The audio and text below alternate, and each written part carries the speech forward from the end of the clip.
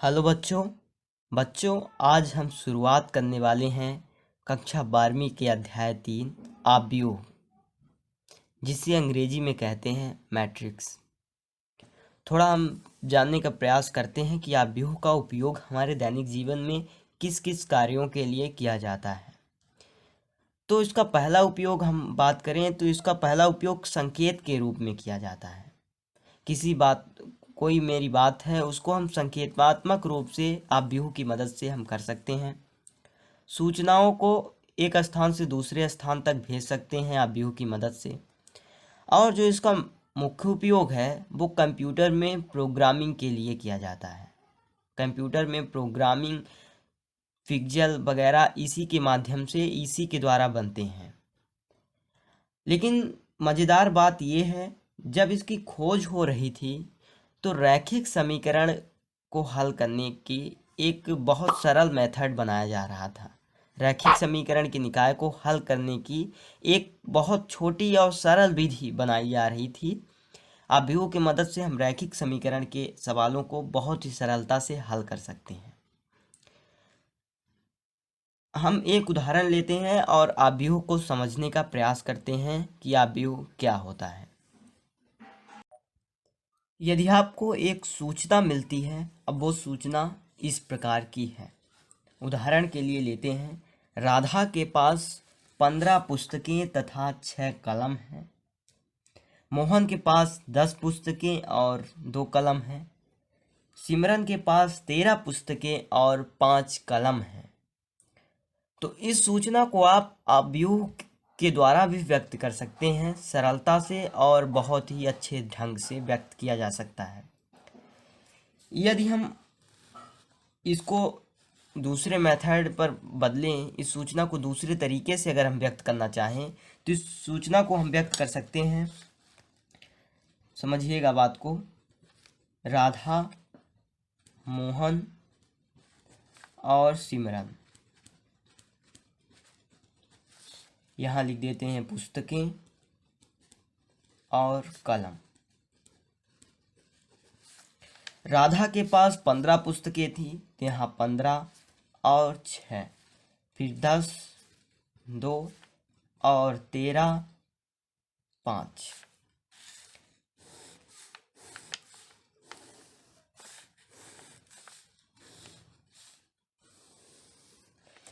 इस सूचना को हम इस प्रकार व्यक्त कर दिए हैं। अब ये जो सूचना हमें मिली है वो इस सूचना की अपेक्षा सरल है और अच्छे ढंग से हमें मिल पाती है सूचना। ये सूचना, इसी सूचना को इस रूप में हम लिख पाए हैं अच्छे ढंग से। अब इस सूचना को अगर हम क्रम से एक इस ब्रैकेट में बंद करके लिख दें तो उसे ही हम कहते हैं आव्यूह। जैसे समझिएगा बात को, यदि हम इस सूचना को इस प्रकार लिख दें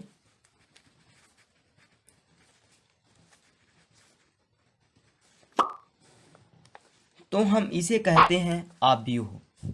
आव्यूह को एक बंद कोष्ठक में लिखा जाता है और कोष्ठक ये होता है। इस बंद कोष्ठक में लिखा जाता है आव्यूह को, और जितने ये पद आते हैं जैसे 15, 6, 10, 2, 13, 5, इसको हम कहते हैं आव्यूह के अवयव। इसके अंदर आव्यूह को लिखा जाता है और जो लिखा जाता है उसे हम कहते हैं आव्यूह के अवयव।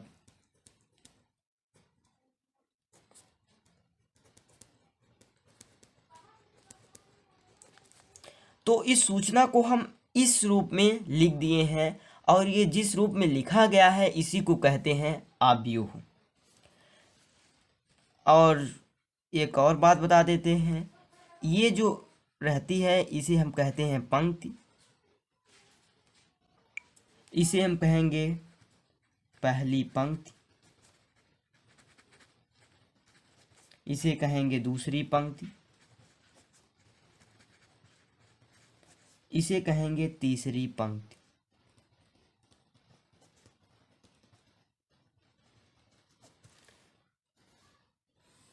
ऐसे ऐसे अगर हम बात करते हैं तो इसको हम कहते हैं पंक्ति।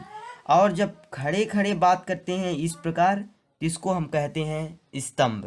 तो इसे हम कहेंगे पहला स्तंभ,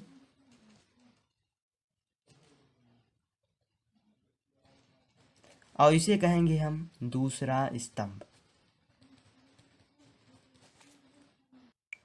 तो इस प्रकार आव्यूह का प्रदर्शन होता है।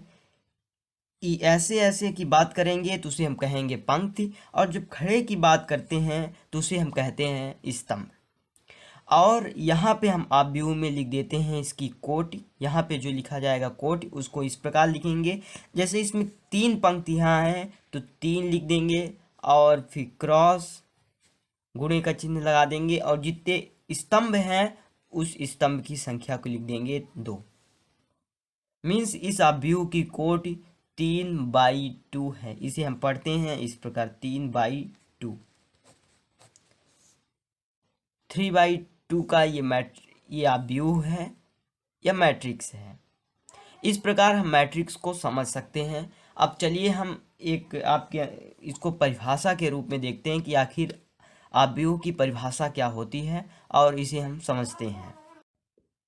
बच्चों, यदि आव्यूह की परिभाषा की अगर हम बात करते हैं तो आव्यूह एक संख्याओं का प्रदर्शन है।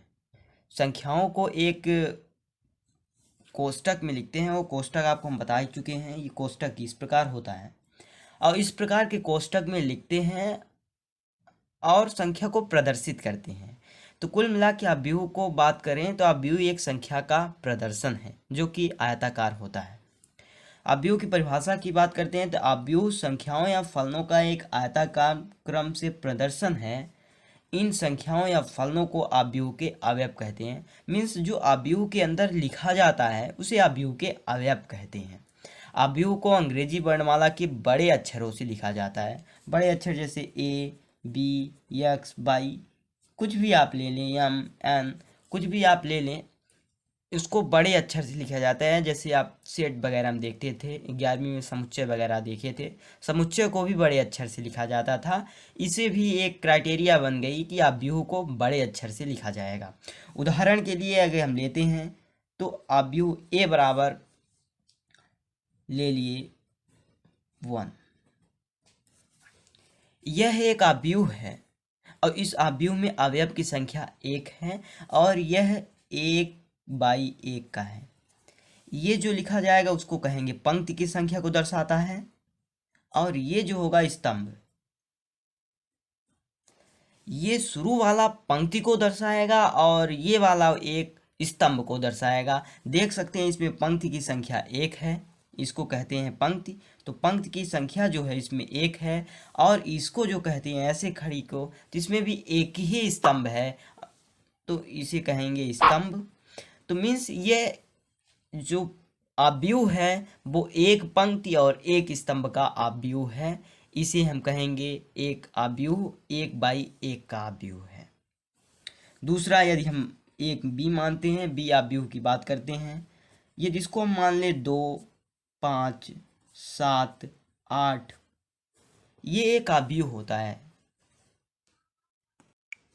ध्यान रखिएगा कि इसमें कॉमा वगैरह नहीं लगते हैं। जैसे आप लगा दें 2,5, तो कॉमा वगैरह आप प्रयोग नहीं करेंगे। कॉमा का प्रयोग नहीं किया जाता, बल्कि ऐसे ही इसका प्रदर्शन किया जाता है। इसका एक स्थान फिक्स है कि ये यहाँ पे आएगा, और ये जो एक ऐसी पंक्ति बनेगी इसके नीचे ही अवयव लिखे जाएंगे। इसको इधर बात करें तो ये ऐसे बना जाएगा। बाकी इसमें कॉमा वगैरह का इस्तेमाल आप नहीं करेंगे। तो इसमें देखेंगे 1, 2 पंक्ति हैं और 2 स्तंभ है, तो इसे कहेंगे 2/2 का मैट्रिक्स है। मीन्स 2/2 का अवयव है। यदि हम तीसरे उदाहरण सी उदाहरण की बात करते हैं तो इस प्रकार कितने भी पंक्ति और कितने भी पंक्ति और स्तंभ के आव्यूह हम बना सकते हैं। जैसे मान ली 1, 2, 3, 4, 5, 6, तो इसे हम 1, 2, 3, अगर इसकी कोट की बात करते हैं तो 1, 2, 3, 3 हमारा क्या है? पंक्ति। ध्यान रखिएगा, इधर भाई ऐसे 36 लाइन को पंक्ति कहते हैं। तो इस लाइन को पंक्ति कहेंगे, तो इसमें पंक्ति 3 है। और स्तंभ की अगर हम बात करते हैं तो स्तंभ हमारा 2 है। तो ये 3/2 का हमारा आव्यूह है। हम समझते हैं कि ये बात आपको समझ में आ गई होगी। एक छोटी सी बात, आव्यूह ऐसे, अब यदि आप सोच रहे होंगे आव्यूह के अंदर कोई अवयव नहीं है, यदि कोई ऐसा आव्यूह बनाया गया और इसमें कुछ अवयव नहीं है, तो इसका कोई मतलब नहीं है। अगर आव्यूह के अंदर एक या एक से अधिक अवयव है तभी वो आव्यूह कहलाएगा। अगर एक भी अवयव नहीं है तो किसी प्रकार का वो कोई बात ही नहीं होगी, वो बात निरर्थक होगी, ये कोई आव्यूह नहीं है। अब एक प्रकार का और आव्यूह लेते हैं, डी आव्यूह मानते हैं। आव्यूह में फलन भी हो सकते हैं। यदि हम sine x, cos x, tan x, अभी कॉट एक्स, ये भी एक आव्यूह है। इस आव्यूह में वास्तविक संख्याएं थी। अब इस आव्यूह में हम क्या लिए हैं, त्रिकोणमितीय फलन। तो त्रिकोणमितीय फलन भी यह एक आव्यूह है। देख सकते हैं ये एक फलन है। परिभाषा में आप देख सकते हैं आव्यूह संख्याओं या फलनों का एक आयताकार क्रम विन्यास। तो इसमें ये एक फलन है। साइन एक्स एक फलन होता है, कॉस एक्स फलन होता है। जैसे यहाँ ई की अगर बात करते हैं तो ले लेते हैं 1 + x या एक्स स्क्वायर, या फिर एक्स क्यूब की एक्स क्यूब + 1, एक्स की घाते 4 + 5 एक्स स्क्वायर। ये भी एक आव्यूह क्या है, फलन आव्यूह है। ये आव्यूह हम इसे कहेंगे। ध्यान रखिएगा, कॉमा मैं नहीं लगाया हूँ, कॉमा आप भी नहीं लगाएंगे। अगर इसकी कोट की बात करते हैं तो 1 2 3, 3 हमारा क्या है, पंक्ति। तो 3 × 1 2, तो 3/2 का ये हमारा फलन आव्यूह है। इस प्रकार आव्यूह को आप समझ सकते हैं। हमारे जो एनसीईआरटी सिलेबस की अगर बात करते हैं तो उसमें या तो वास्तविक संख्याएं होंगी या कोई फलन होगा। और अलग प्रकार की जैसे आयोटा वगैरह आपकी अगर हम बात करते हैं, यक्स कोई आव्यूह है। और यक्स आव्यूह में हम इस प्रकार की अगर बात करते हैं, ये आयोटा आपका, ये आयोटा स्क्वायर, ये आयोटा स्क्वायर +1 या आयोटा स्क्वायर +3, इस प्रकार का आव्यूह भी एक आव्यूह है। लेकिन ये आपके सिलेबस में नहीं है। अगर इसकी बात करते हैं तो ये भी हमारा 2/2 का है, 2/2 का आव्यूह है। लेकिन इस प्रकार के आव्यूह हमारे कक्षा 12वीं के एनसीईआरटी सिलेबस में नहीं मिलेंगे। यहाँ केवल वास्तविक संख्याएं या फिर इस प्रकार के फलन वाले आव्यूह ही मिलेंगे। तो आशा करते हैं ये आपको आव्यूह समझ में आ गया होगा। आव्यूह एक संख्याओं या फलनों का आयताकार क्रम प्रदर्शन होता है, यह क्रम विन्यास होता है।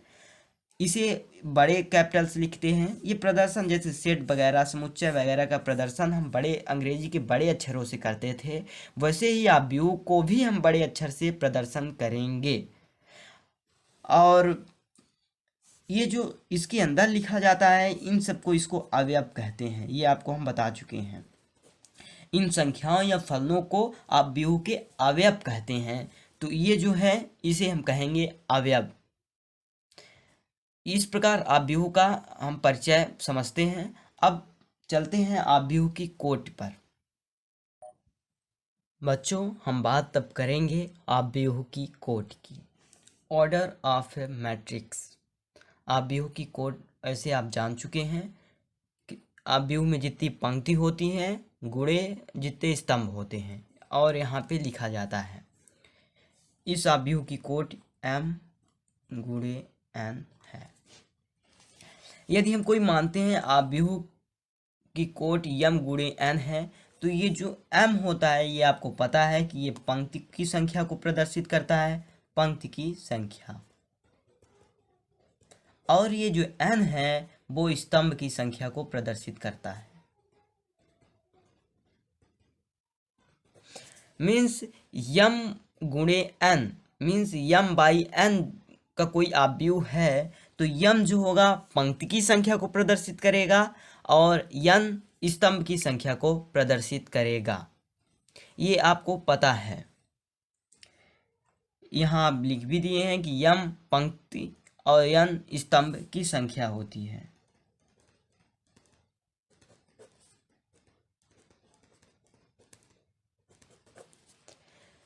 इस प्रकार आव्यूह यदि कोई दिया गया है इस प्रकार, यहाँ पे अच्छा ये एक बात समझ लीजिए कि यहाँ पे 1 1 दिया है, तो इसका मीन्स इसके जो अंदर अवयव होगा वो कैपिटल लेटर नहीं होगा बल्कि स्मॉल लेटर से लिखा जाएगा।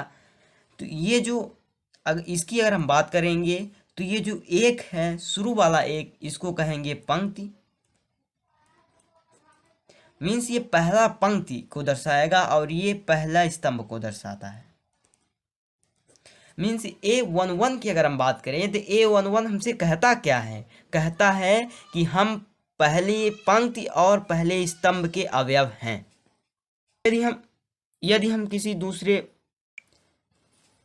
यदि हम दूसरा उदाहरण लेते हैं A32, यदि हम ये उदाहरण लेते हैं तो ये हमें क्या दर्शाता है, ये दर्शाता है कि यह अवयव तीसरी पंक्ति और दूसरे स्तंभ का अवयव है।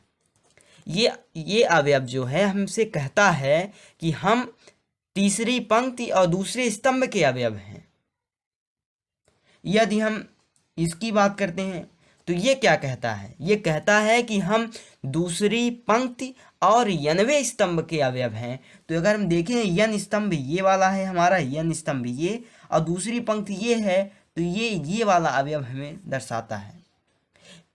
ये हम इसलिए आपको बता रहे हैं क्योंकि कोई उदाहरण के लिए आपको अगर क्वेश्चन में दिया रहेगा 1 2 3 4 5 6 7 8 9 इस प्रकार का कोई अवयव आपको दिया रहेगा और आपसे डायरेक्ट पूछा जा सकता है कि A23 बताओ, A23 बराबर क्या होगा। ये 3 होगा, आपको अगर अच्छे से न दिख रहा होगा तो मीन्स A23 अवयव क्या होगा हमें बताओ। तो आपको ये पता होना चाहिए कि ये जो होता है पंक्ति को दर्शाता है और ये जो होता है स्तंभ को दर्शाता है। तो मीन्स ये कह क्या रहा है हमसे कि दूसरी पंक्ति और तीसरे स्तंभ का अवयव है। तो यहाँ हम ढूंढेंगे दूसरी पंक्ति हमारा ये है और ये तीसरा स्तंभ हमारा ये है, मीन्स इसका आंसर जो होगा 6 हो जाएगा। ये आप समझ गए होंगे। अच्छा एक बात हम और कर लेते हैं कि अगर कोई कह दे ये 3 4 का बताओ, तो इसमें देखेंगे कह क्या रहा है, तीसरी पंक्ति और चौथे स्तंभ की। तो ये तीसरी पंक्ति तो है लेकिन चौथा स्तंभ नहीं है, तो इसका मतलब कोई ये निरर्थक बात है, इसका मतलब कुछ नहीं है। ये आप समझ गए होंगे। इस प्रकार अवयव का हम प्रदर्शन कर सकते हैं। इस प्रकार अवयव होता है। यहाँ पे एक और बात हम कर लेते हैं, यदि किसी अवयव की कोटि हमें पता है, यहाँ लिखते हैं यदि किसी अवयव की कोटि, मीन्स इंग्लिश में आप समझ जाइए ऑर्डर, पता है। यदि किसी अवयव की कोटि हमें पता है तो उस अवयव के कितने अवयव होंगे ये हम निकाल सकते हैं। यदि कोई अवयव दिया है उसकी कोटि हमें पता है यम गुणे एन की है, तो इसमें अवयव के अवयव जो होंगे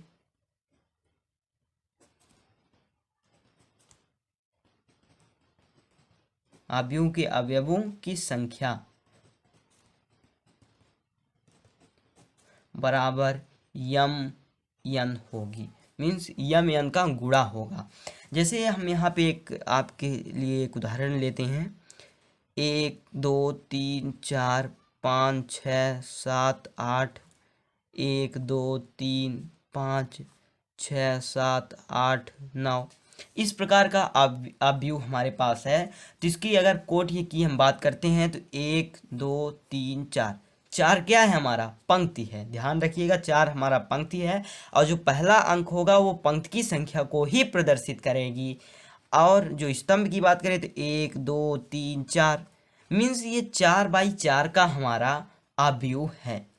तो इसकी कोटि हमें पता है कि 4/4 का है, तो इसमें आव्यूह की संख्या की बात करेंगे तो 4 × 4 कर देंगे। इसका मतलब हो जाएगा 4 × 16। मीन्स इस आव्यूह में जो अवयव की संख्या होगी 16 होगी, इन दोनों का गुणा कर देना है। आप देखेंगे भी 16 हो जाएगा, 4 × 16 यहाँ से आप देख भी पा रहे हैं। लेकिन ये बात आपको ध्यान होनी चाहिए कि यदि किसी आव्यूह की कोटि हमें पता है, यदि कोटि यम है, m/n की है, तो उस आव्यूह में अवयव की संख्या mn होगी, मीन्स गुणे का होगा। ये एक छोटी सी बात आपको पता होना चाहिए। इस आव्यूह को आप इस प्रकार भी प्रदर्शित कर सकते हैं। इस आव्यूह को इस अथवा लिख के, ये आपको ध्यान रहे, यदि मानते हैं ए आव्यूह है तो ए आई जे प्रदर्शित की जाता है, इसे आई जे पढ़ते हैं, ए आई जे यम एन। यहाँ आपको डिफाइन करना पड़ेगा कि जो आई का मान है वो 1 से बड़ा या बराबर और यम से छोटा या बराबर होगा, और जो जे का मान है, जे का मान भी इसी प्रकार प्रदर्शित किया जाएगा। ये आपका जे है, ये आई जे इस प्रकार प्रदर्शित होगा। और ये जो आई जे होता है, आई और जे बिलोंग करेगी नेचुरल नंबर से, मीन्स एक प्राकृतिक संख्या होगी। देख सकते हैं यहाँ 3, 2, 1, ये जो लिखा गया है ये प्राकृतिक संख्या को प्रदर्शित करेगा। और ये आई जे का मान भी आपको डिफाइन किया गया है कोड के अनुसार। आप देख भी सकते हैं कि जो आई का मान होगा 1 से बड़ा या बराबर हो सकता है, और यम से छोटा या फिर बराबर हो सकता है इसका मान। इस प्रकार आव्यूह को हम पढ़